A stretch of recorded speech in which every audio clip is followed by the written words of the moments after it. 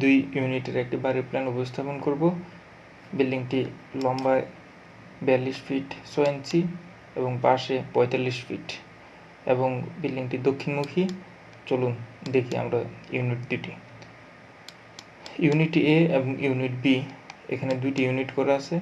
একটি ইউনিটে 3টি করে বেডরুম, একটি মাস্টার বেড, দুইটি ছোট বেড এবং মাস্টার বেডটি 12 ফিট 6 ইঞ্চি বাই 10 ফিট আর অন্য দুটি bed 10 feet 11 inch by 12 feet, 10 feet 6 inch by 12 fit.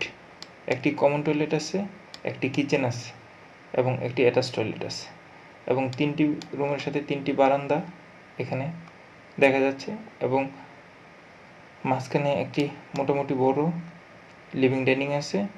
Living ডাইনিংটি 15 feet 2 inch by 9 feet 5 inch. এখানে হুবহু সেম এই পাশের ইউনিট বি, 3টি বেডরুম, একটি বড় বেডরুম উইথ অ্যাটাচ টয়লেট এবং দুটি ছোট বেডরুম, সাথে দুটি বারান্দা, একটি টয়লেট কমন এবং একটি কিচেন এবং একটি অ্যাটাচ টয়লেট।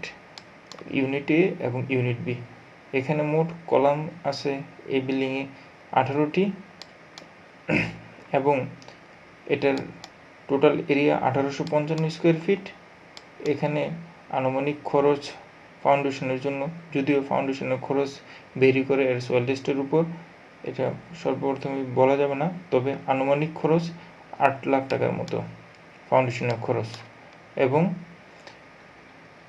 গ্রাউন্ড ফ্লোর খরচ 30 লাখ টাকার মতো এবং 5তলা বিল্ডিংটি সম্পূর্ণ করার জন্য টোটাল খরচ হলো 1,58 লাখ টাকার মতো।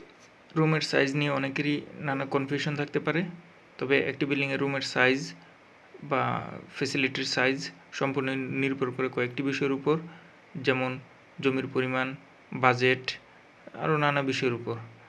তো সাধারণত আপনি যেই ধরনের প্ল্যানই করুন না কেন, প্রত্যেকটি প্ল্যান একটি নির্দিষ্ট নিয়ম বা একটি নির্দিষ্ট আকার মেনটেন করে করতে হয়। তা হলো গ্রাফিক্স স্ট্যান্ডার্ড নিয়ম। গ্রাফিক্স স্ট্যান্ডার্ড মানে হলো প্রত্যেকটি ডিমেনশনই আপনার নির্দিষ্ট আসবাবপত্রের উপর নির্ভর করে করতে হয়। এই ফ্যাসিলিটি জন্য বিস্তর আলোচনা করা প্রয়োজন আমার পরবর্তী ভিডিওগুলোতে, বা আপনারা চাইলে পরবর্তীতে আমি আলোচনা করতে পারি। তবে এই বিল্ডিং এই প্ল্যানে ওনার জমির পরিমাণ এবং চাহিদার উপর ভিত্তি করে এই প্ল্যানটি করা হয়েছে, কারণ ওনার প্রত্যেকটি ইউনিটে 3টি করে রুম প্রয়োজন ছিল। আল্লাহ হাফেজ, ভালো থাকবেন। দেখা হবে আবার পরবর্তী ভিডিওতে। আল্লাহ হাফেজ।